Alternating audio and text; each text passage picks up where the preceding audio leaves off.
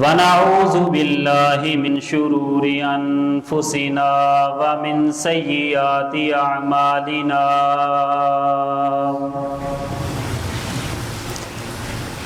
من يهده الله فلا مضل له ومن يضلل فلا هادي له واشهد ان لا اله الا الله وحده لا شريك له واشهد ان محمدا عبده ورسوله يا أيها الناس اتقوا ربكم الذي خلقكم من نفس واحدة وخلق منها زوجها وبث منهما رجالا كثيرا ونساء واتقوا الله الذي تساءلون به والأرحام ان اللہ کان علیکم رقیبا یا ایھا الذین آمنوا اتقوا اللہ وقولوا قولا سدیدا یصلح لکم اعمالکم ویغفر لکم ذنوبکم ومن يطع الله ورسوله فقد فاز فوزا عظيما ان الله وملائكته يصلون على النبي يا أيها الذين آمنوا صلوا عليه وسلموا تسليما اللهم صل على محمد وعلى آل محمد كما صليت على إبراهيم وعلى آل إبراهيم إنك حميد مجيد اللهم بارك على محمد وعلى آل محمد كما باركت على إبراهيم وعلى آل إبراهيم إنك حميد مجيد اللهم مالك الملك تؤتي الملك من تشاء وتنزع الملك ممن تشاء وتعز من تشاء وتذل من تشاء بيدك الخير إنك على كل شيء قدير تولج الليل في النهار وتولج النهار في الليل وتخرج الحي من الميت وتخرج الميت من الحي وترزق من تشاء بغير حساب اما بعد فإن خير الحديث كتاب الله وخير الهدي هدي محمد صلى الله عليه وسلم وشر الأمور محدثاتها وكل محدثة بدعة وكل بدعة ضلالة وكل ضلالة في النار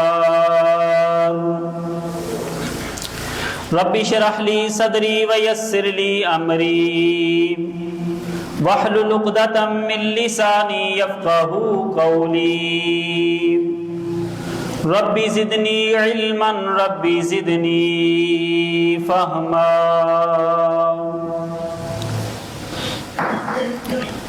سب سے بہترین بات اللہ رب العالمین کی بات ہے،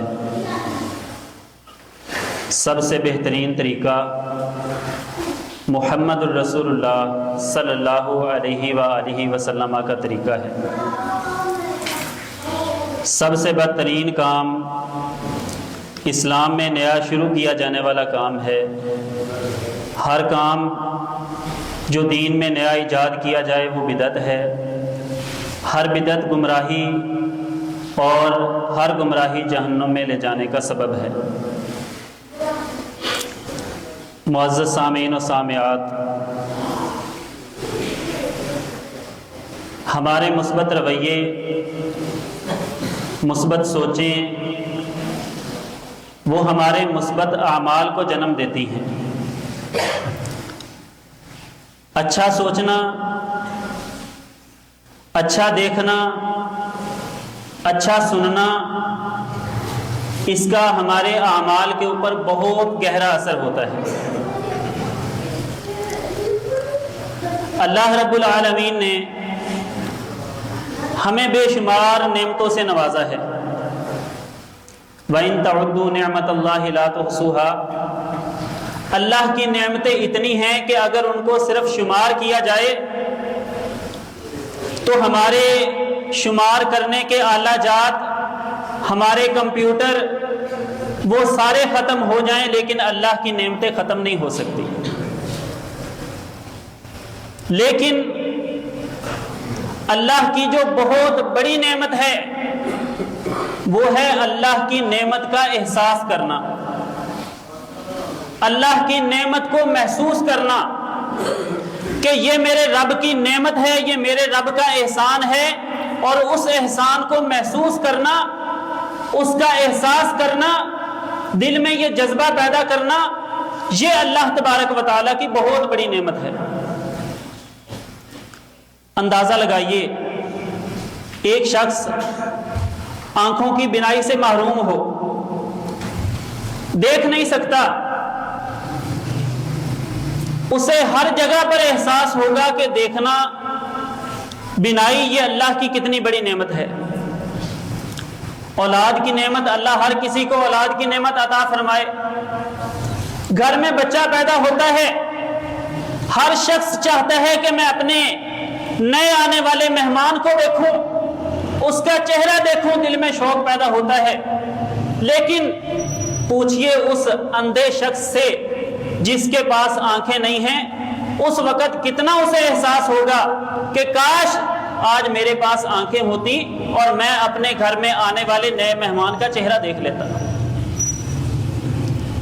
ہمارا کوئی قریبی رشتہ دار دنیا سے رخصت ہوتا ہے، ہمارا آخری اس کے لیے احساس اور جذبہ کیا ہوتا ہے کہ ہم اس کا آخری دیدار کر لیں، آخری بار اس کے چہرے کو دیکھ لیں۔ لیکن نابینا شخص، اس سے آنکھوں کی اس وقت قدر پوچھئے جب اس کا والد یا اس کی والدہ اس سے رخصت ہوتے ہیں، لیکن وہ اپنے والد کا یا اپنی والدہ کا جاتے ہوئے چہرے کا دیدار نہیں کر سکتا۔ ہمیں احساس نہیں ہوتا، روڈ کراس کرتے ہیں، ادھر دیکھا، دوسری طرف دیکھا، آرام سے گزر گئے۔ کبھی دیکھا ہے نابینا شخص کو جو آنکھوں کی نعمت سے محروم ہو، کبھی کسی کو بلاتا ہے، کبھی کسی کو پکارتا ہے، میرا ہاتھ پکڑ لو، روڈ کراس کرا دیجئے۔ شادی بیاہوں میں جائیں تو ہم کیا دیکھتے ہیں کہ جس کے پاس آنکھوں کی نعمت نہیں ہوتی، وہ ایک طرف ایک کنارے پر بیٹھا ہوتا ہے، اس کے پاس ہم میں سے کوئی بیٹھنا بھی پسند نہیں کرتا۔ تب اسے احساس ہوتا ہے کہ آج میرے پاس آنکھوں کی نعمت ہوتی۔ ایک نعمت، گویائی کی نعمت، بولنے کی نعمت اگر اللہ ہم سے چھین لے تو کتنے لوگ دنیا میں بے روزگار ہو جائیں گے۔ زبان اللہ کی بہت بڑی نعمت ہے۔ دیکھیے ہمارے پیشہ ور لوگ، پراپرٹی ڈیلر، وکیل، استاد، خطیب، کتنے لوگ ہیں جن کی زبان پر اللہ نے ان کا رزق لکھا ہوا ہے۔ اگر ان سے زبان کی نعمت چھین لی جائے تو پھر انہیں احساس ہوگا کہ یہ زبان، یہ بولنا اللہ کی کتنی بڑی نعمت ہے۔ یہ چھوٹی چھوٹی نعمتیں جن کو ہم حقیر سمجھتے ہیں، حالانکہ یہ حقیر نہیں ہیں اگر ان کا احساس کیا جائے۔ لیکن یہ سب نعمتیں انسان کی سانس کے ساتھ منسلک ہیں۔ جب انسان کی سانس انسان کے جسم کو چھوڑ دے گی تب یہ نعمتیں انسان کی ختم ہو جائیں گی۔ کوئی اندھا ہے وہ بھی برابر ہو جائے گا، کوئی دیکھنے والا ہے وہ بھی برابر ہو جائے گا، کوئی بولتا ہے وہ بھی برابر ہوگا، کوئی نہیں بولتا وہ بھی برابر ہوگا۔ لیکن ایک نعمت، ایک اللہ کا احسان جو دنیا میں بھی اور مرنے کے بعد بھی ہم پر برقرار رہے گا وہ ہے ہمارا محمد رسول اللہ صلی اللہ علیہ وسلم کی امت میں پیدا ہو جانا۔ محمد رسول اللہ صلی اللہ علیہ وسلم کا امتی بن جانا یہ اللہ رب العزت کا بہت بڑا احسان ہے۔ میرے رب کی شان کیا ہے اندازہ لگائیے، لا یسأل عما یفعل وہم یسألون۔ میرے رب کی شان یہ ہے کہ جو وہ کام کرتا ہے اس سے پوچھا نہیں جا سکتا۔ لا یسأل عما یفعل، کہ اللہ تو نے یہ کام کیوں کیا ہے، وہم یسألون، ہم سے سوال کیا جا سکتا ہے۔ اگر ہمیں اللہ محمد الرسول اللہ صلی اللہ علیہ وسلم کا امتی نہ بناتا، پہلی کسی امت میں پیدا کر دیتا، تو یہ یقینی بات تھی کہ ہم کہیں نہ کہیں پر اللہ کے غضب کا شکار ہو جاتے اور آج جہنم کی آگ میں جل رہے ہوتے۔ یہ اللہ رب العزت کا بہت بڑا احسان ہے۔ صرف آج اس احسان کا احساس دلانا میری بات کا مقصد ہے کہ ہم اس احسان کو محسوس کریں کہ محمد رسول اللہ صلی اللہ علیہ وسلم کا امتی بن جانا یہ میرے رب کی طرف سے ہمارے اوپر کتنی بڑی عنایت ہے۔ دیکھیے، اگر نعمت کا احساس نہ ہو، نعمت کی قدر نہ ہو، تو ایک شاہین، علامہ اقبال شاہین کے بارے میں کہتے ہیں، وہ فریب خوردہ شاہی جو پلا ہو کر گسوں میں، اسے کیا خبر کہ کیا ہے رہو رسم شاہ بازی، کہ اگر ایک شاہین کو اس کی نعمت کا احساس نہ دلایا جائے اور اسے شاہینوں میں پالا اور بڑا نہ کیا جائے تو وہ شاہین اپنی پرواز اور اپنی وہ تیز ترین آنکھیں، ان کی وہ ساری نعمت کی قدر وہ کھو دیتا ہے، اس کو پھر محسوس نہیں ہو سکتا۔ آج یہی حال ہمارا ہے۔ ہم اپنے چھوٹے چھوٹے مسائل پر اپنے دن اور رات شب و روز گزار دیتے ہیں، لیکن ہم اپنے اندر مثبت رویہ پیدا نہیں کرتے کہ ہم کتنا بڑا اللہ کا احسان لے کر، ایک سونے کا چمچ لے کر منہ میں پیدا ہوئے ہیں، کہ ہم محمد الرسول اللہ صلی اللہ علیہ وسلم کے امتی ہیں۔ قدر پوچھئے محمد الرسول اللہ صلی اللہ علیہ وسلم کے امتی ہونے کی۔ قالت الیہود والنصارى نحن ابناء اللہ وَأَحِبَّاؤُهُ، یہودی اور عیسائی کہنے لگے کہ ہم اللہ کے بیٹے ہیں، نحن ابناء اللہ وَأَحِبَّاؤُهُ، ہم اللہ کے پسندیدہ ہیں۔ لیکن اللہ رب العزت نے ان کا یوں رد فرمایا کہ غیر المغضوب علیہم ولا الضالین، کہ اے اللہ مجھے ان کا راستہ نہ دکھلانا، یہ مغضوب علیہ ہیں، ان پر غصہ کیا گیا ہے اور یہ گمراہ لوگ ہیں۔ اللہ نے ان کی محبت کی نفی کر دی۔ لیکن ہمارے لیے کیا ارشاد فرمایا؟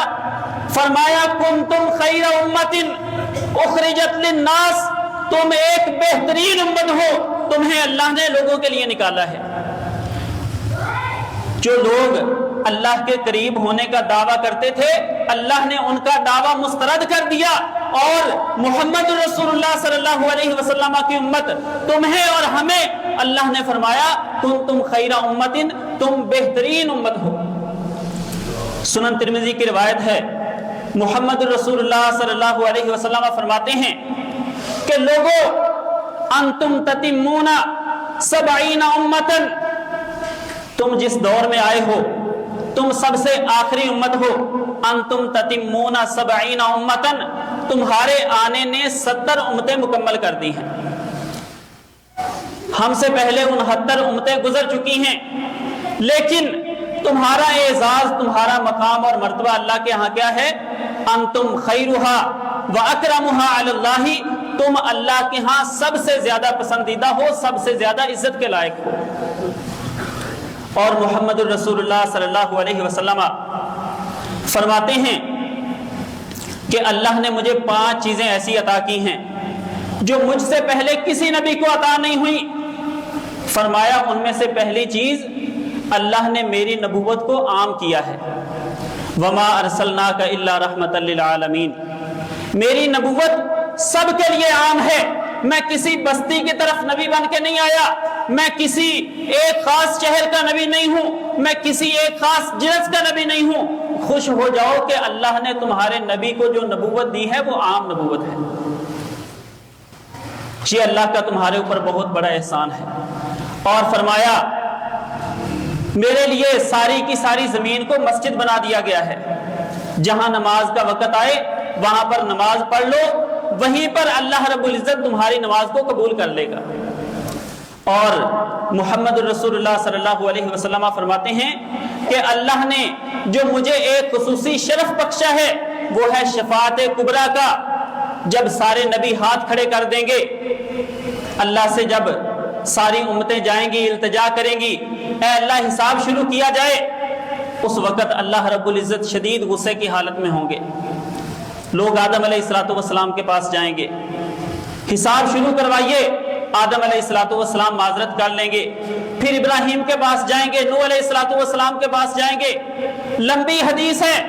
آخر میں رسول اللہ صلی اللہ علیہ وسلم کے پاس آئیں گے تو محمد رسول اللہ صلی اللہ علیہ وسلم سجدے میں گر جائیں گے, سفارش کریں گے. اللہ فرمائیں گے کہ اٹھیے, سر اٹھائیے, سل توتا, جو مانگیے, جو مانگتے ہیں مانگیے, آپ کو عطا کیا جائے گا. تو محمد رسول اللہ صلی اللہ علیہ وسلم فرماتے ہیں کہ میں اس دن سفارش کروں گا تمام لوگوں کی. کچھ چیزیں اللہ رب العالمین نے ہمیں دنیا میں محمد عربی کی امت ہونے کی وجہ سے اعزازی طور پر بخشی ہیں. اللہ کے نبی فرماتے ہیں کہ کچھ مزدور ہیں, 3 قسم کے مزدور ہیں. ایک مزدور وہ ہیں جو فجر سے لے کر ظہر تک مزدوری کرتے ہیں, بہت لمبا دورانیہ ہے, لیکن ان کو صرف 1 قرات اجر ملتا ہے. کچھ مزدور ہیں جو ظہر سے لے کر عصر تک گرمی کی شدت کا دورانیہ ہے, وہ مزدوری کرتے ہیں, ان کو صرف 1 قرات اجر ملتا ہے. لیکن بعد میں کچھ مزدور ایسے آتے ہیں جو ٹھنڈے وقت میں مزدوری کرتے ہیں, تھوڑا وقت مزدوری کرتے ہیں, لیکن اللہ رب العالمین ان کو 2 قرات اجر دیتے ہیں. صحابہ کرام رضوان اللہ علیہم اجمعین پوچھنے لگے اللہ کے نبی یہ مثال کیسی ہے؟ فرمایا کہ جنہوں نے فجر سے لے کر ظہر تک مزدوری کی یہ یہودی ہیں, جنہوں نے ظہر سے لے کر عصر تک مزدوری کی یہ عیسائی ہیں, اور جنہوں نے عصر سے لے کر مغرب تک مزدوری کی یہ محمد رسول اللہ صلی اللہ علیہ وسلم کی امت ہے.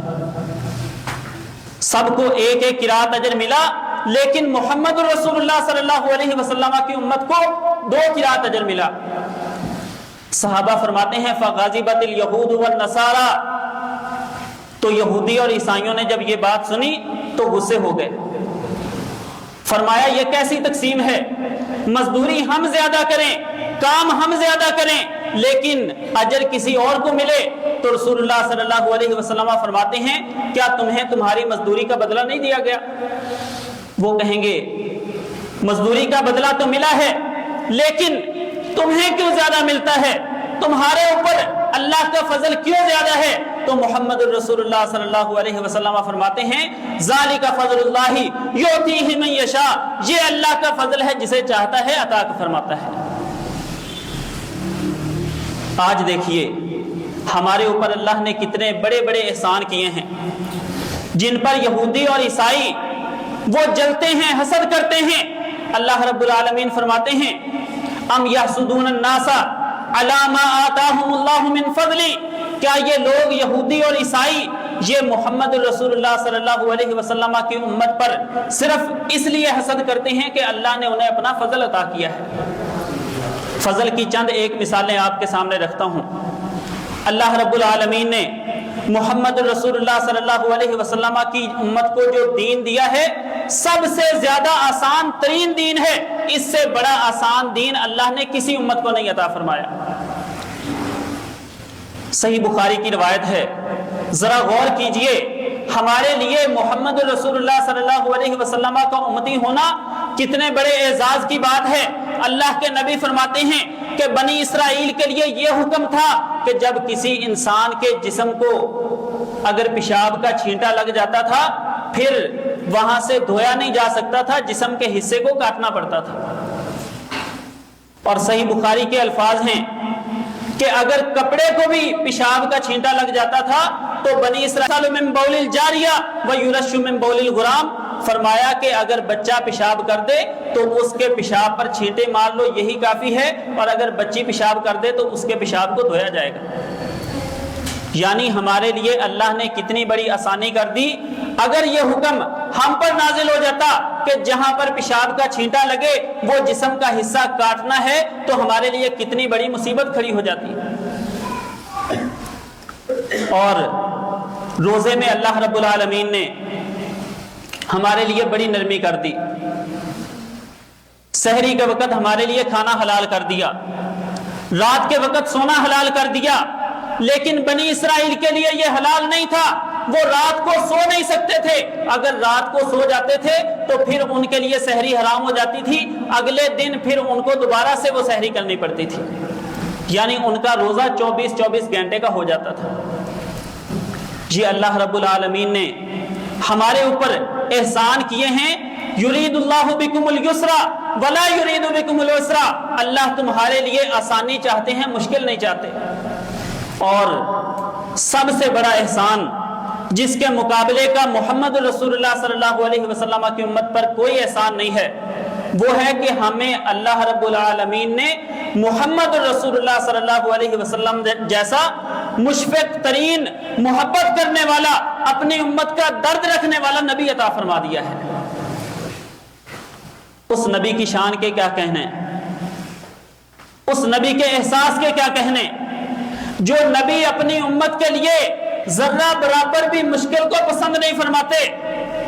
مسواک کرنا کتنی مشقت کا کام ہے، آسان سا کام ہے، ہم اس سے کہیں زیادہ مشکل ترین کام کرتے ہیں، لیکن محمد رسول اللہ صلی اللہ علیہ وسلم فرماتے ہیں لولا ان اشق علی امتی لامرتهم بالسواک مع كل وضوء، اگر میں محمد صلی اللہ علیہ وسلم کو یہ خوف نہ ہوتا کہ میری امت مشقت میں پڑ جاتی تو میں ہر وضو کے ساتھ اپنی امت کو مسواک کرنے کا حکم دیتا۔ کتنی محبت تھی رسول اللہ صلی اللہ علیہ وسلم کو اپنی امت کے ساتھ۔ اور جب معراج کے موقع پر گئے، اللہ نے 50 نمازیں فرض کر دی۔ موسیٰ علیہ السلام کے پاس آئے، موسیٰ علیہ السلام نے پوچھا کیا ملا؟ فرمایا 50 نمازیں۔ کہا ان امتک لا تطیق، آپ کی امت وہ کمزور ہے، 50 نمازیں نہیں پڑھ سکے گی، جائیے اللہ رب العالمین کے پاس کم کروا لیجئے۔ اللہ کے نبی پھر واپس گئے، 5 کم ہوئی، پھر واپس گئے، پھر 5 کم ہوئی، کرتے کرتے آخر میں صرف 5 نمازیں باقی رہ گئیں۔ کتنی بڑی سفارت کاری، کتنا بڑا محمد رسول اللہ صلی اللہ علیہ وسلم کو امت پر احسان کہ اگر آج ہم پر 50 نمازیں فرض ہوتی تو ہمیں 50 پڑھنی تھی، لیکن محمد رسول اللہ صلی اللہ علیہ وسلم نے ہم پر احسان کیا کہ بار بار جا کر صرف 5 نمازیں ہمارے لیے فرض کروائیں۔ اور علامہ قاضی سلمان منصور پوری رحمہ اللہ تعالی وہ یہاں سے ایک نقطہ اخذ کرتے ہیں، فرمایا کہ جتنی محبت اور جتنا شوق محمد رسول اللہ صلی اللہ علیہ وسلم کو عبادت کا تھا، اللہ کے نبی نے ایک بھی نماز کم نہیں کروانی تھی۔ اللہ کے نبی تو تہجد کی نماز میں اتنا قیام کیا کرتے تھے، سیدہ عائشہ صدیقہ رضی اللہ تعالیٰ عنہا فرماتی ہیں کہ اللہ کے نبی کے پاؤں سوج جایا کرتے تھے، اتنے شوق کے ساتھ نماز میں قیام کیا کرتے تھے۔ لیکن اگر موسیٰ علیہ السلام کی یہ بات اللہ کے نبی کو نہ ہوتی کہ ان امتک لا تطیق، آپ کی امت ہے، آپ کو ان سے محبت ہے، اگر آپ کی امت یہ طاقت نہیں رکھے گی، اگر یہ بات موسیٰ علیہ السلام امت کے واسطے سے نہ کہتے تو کبھی بھی رسول اللہ صلی اللہ علیہ وسلم نمازیں کم نہ کرواتے۔ کتنا بڑا احسان ہے۔ اور محمد الرسول اللہ صلی اللہ علیہ وسلم نماز میں کھڑے ہوتے، اگر پیچھے سے بچے کے رونے کی آواز آتی تو نماز کو ہلکا کر دیا کرتے تھے، قرات کو کم کر دیا کرتے تھے کہ کہیں بچے کے رونے کی وجہ سے اس کی ماں وہ فتنے کا شکار نہ ہو جائے۔ اتنا احساس تھا محمد الرسول اللہ صلی اللہ علیہ وسلم کو اپنی امت کا۔ اور ایک مرتبہ معاذ رضی اللہ تعالیٰ عنہ نے نمازیں لمبی کروائیں، لوگوں نے شکایت کی تو رسول اللہ صلی اللہ علیہ وسلم غصے ہو گئے، فرمایا افتان انت یا معاذ، اے معاذ آپ لوگوں کو فتنے میں ڈالنے والے ہو۔ اللہ کے رسول صلی اللہ علیہ وسلم نے معاذ پر صرف اس لیے سختی کی کہ کہیں میری امت پر سختی نہ ہو جائے۔ اور رسول اللہ صلی اللہ علیہ وسلم اپنی امت کے معاملے میں کتنے حساس ہیں، کتنا نرم دل رکھتے ہیں کہ اللہ رب العالمین 12 مرتبہ قرآن مجید میں فرماتے ہیں فَلَعَلَّكَ بَاخِعٌ نَفْسَكَ عَلَىٰ آثَارِهِمْ فَإِن لَّمْ يُؤْمِنُوا بِهَٰذَا الْحَدِيثِ آسَفًا، کہ اگر کہیں آپ اپنے آپ کو ہلاک نہ کر دیں جتنی آپ اپنی امت کی فکر کرتے ہیں۔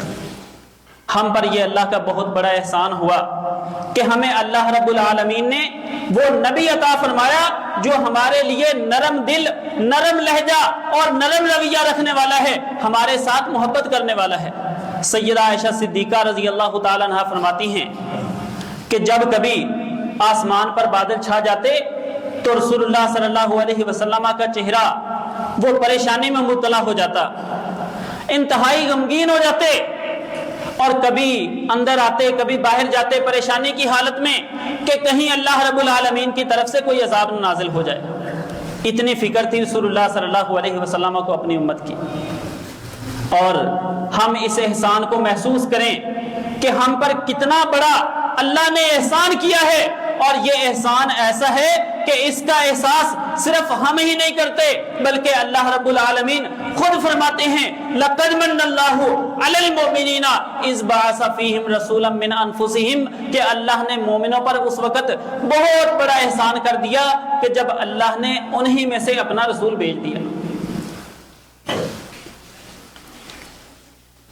اور دیکھیے محمد رسول اللہ صلی اللہ علیہ وسلم کے امتی ہونے کے فوائد، ایک چھوٹا سا عمل ہے نماز میں آمین کہنا۔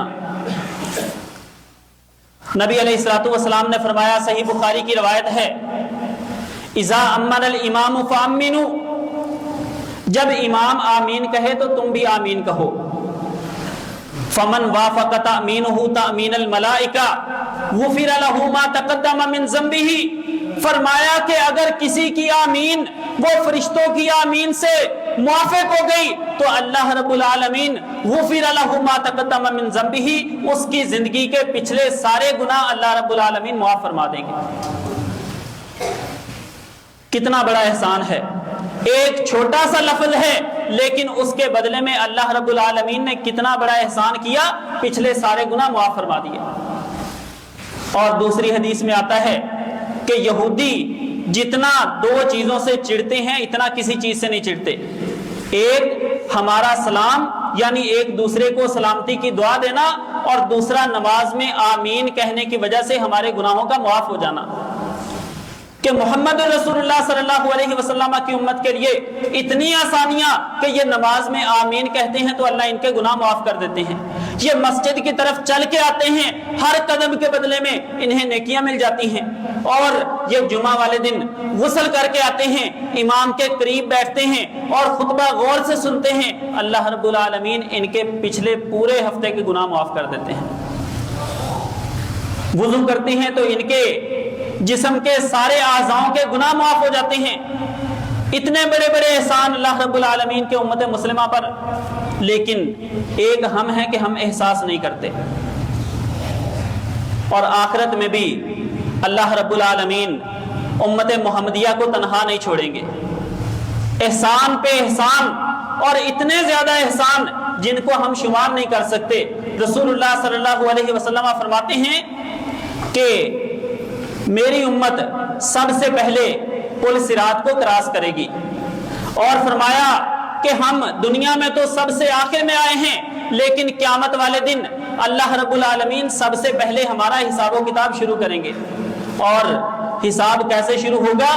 رسول اللہ صلی اللہ علیہ وسلم فرماتے ہیں کہ میری امت کے چہرے بھی چمکتے ہوں گے، میری امت کے لوگوں کے ہاتھ اور پاؤں بھی چمک رہے ہوں گے، اور یہ سب سے پیچھے کھڑے ہوں گے۔ اعلان ہوگا کہ کہاں ہے ان پڑھ نبی کی ان پڑھ امت، امی نبی کی امی امت کہاں ہے؟ لوگ ہمارے لیے راستہ چھوڑ دیں گے، اور میری امت کے لوگوں کو اللہ اتنی شان عطا فرمائیں گے کہ پہلی امتیں کے لوگ وہ رشک کریں گے اور کہیں گے کہ یہ اتنے معزز لوگ ہیں اور اتنے اللہ ان کو عزت دی ہے کہ شاید قریب تھا کہ یہ سب کو اللہ نبی بنا دیتا۔ کتنا بڑا مقام ہے۔ اور سب سے بڑی بات کہ جنت کی سرداری، خوش ہو جائیے، جنت کی سرداری امت محمدیہ کے پاس ہوگی۔ رسول اللہ صلی اللہ علیہ وسلم فرماتے ہیں ابو بکر و عمر سیدا کہول اہل الجنہ، جنت میں جتنے بھی بڑے لوگ بزرگ لوگ جائیں گے ساری امتوں میں سے ان کی سرداری یا ابو بکر کے پاس ہوگی یا عمر فاروق رضی اللہ تعالیٰ عنہ کے پاس ہوگی۔ اور رسول اللہ صلی اللہ علیہ وسلم فرماتے ہیں الحسن والحسین سیدہ شباب اہل الجنہ، خوش ہو جائیے کہ جنت میں جتنے نوجوان جائیں گے ساری امتوں میں سے ان کی سرداری سیدنا حسن رضی اللہ تعالیٰ عنہ کے پاس ہوگی یا سیدنا حسین رضی اللہ تعالیٰ عنہ کے پاس ہوگی۔ اور فاطمہ رضی اللہ تعالیٰ عنہ سے فرمایا کہ فاطمہ خوش ہو جائیے کہ جنت میں جتنی عورتیں جائیں گی فاطمہ بنت محمد سیدہ نساء اہل الجنہ، کہ فاطمہ آپ جنت کی عورتوں کے سردار ہوں گی۔ بوڑھوں کی سرداری بھی امت محمدیہ کے پاس، نوجوانوں کی سرداری بھی امت محمدیہ کے پاس، اور عورتوں کی سرداری بھی اللہ رب العالمین نے امت محمدیہ کو عطا کی ہے۔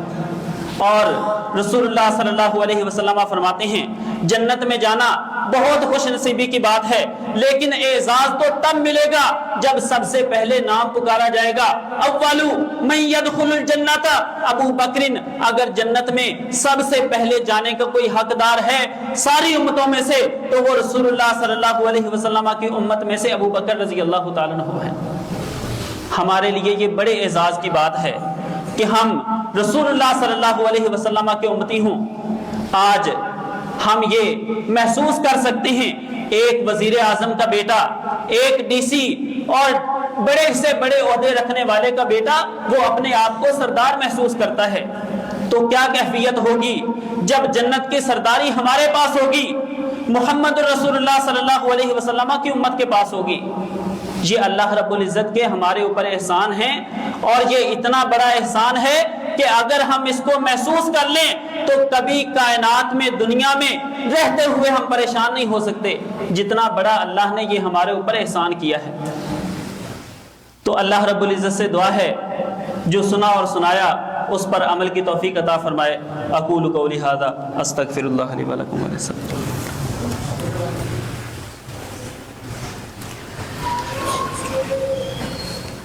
خطیب صاحب کے والد صاحب ہمارے ان کے لیے دعا کروائیں۔ ٹھیک ہے۔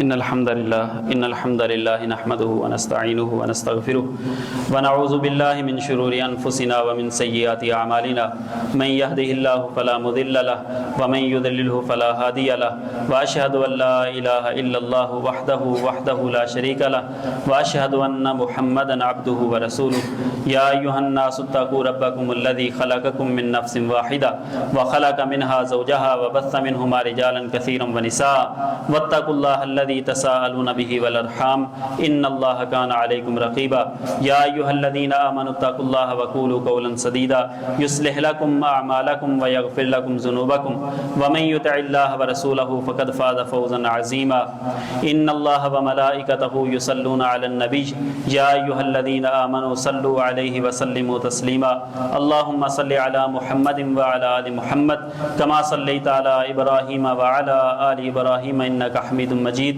اللهم بارك على محمد وعلى آل محمد كما باركت على ابراہیم وعلى آل ابراہیم انك حمید مجید۔